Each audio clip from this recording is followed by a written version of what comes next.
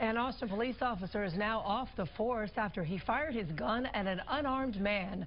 It all happened back in May after a traffic stop. Just last week, a grand jury cleared Officer Justin Boehm of criminal wrongdoing.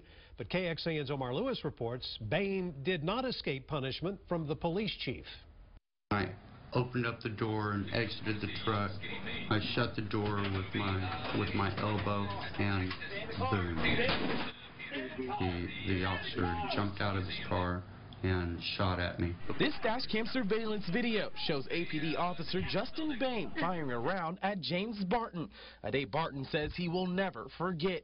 Officer Boehm pulled over Barton's truck after he ran a red light at East 12th Street and Airport Boulevard. And if anyone would have honked or spooked him, I wouldn't be here. I'm really very, very lucky.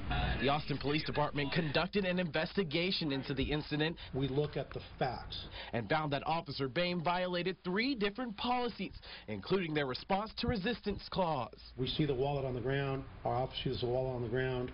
It's clearly a wallet. He now knows it wasn't a firearm.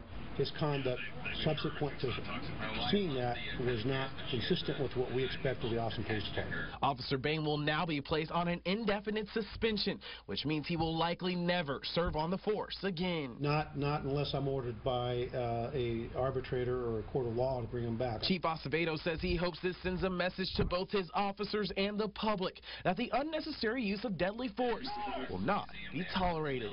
We can't turn the clock back. This is a profession where you don't get a bad day when it relates to the use of deadly force. After the incident, the driver of that truck, James Barton, had to be rushed to the hospital after having a panic attack. He is now suing APD. We also found out that since July 2007, when Chief Acevedo became APD's leader, he has suspended or terminated nearly 300 officers.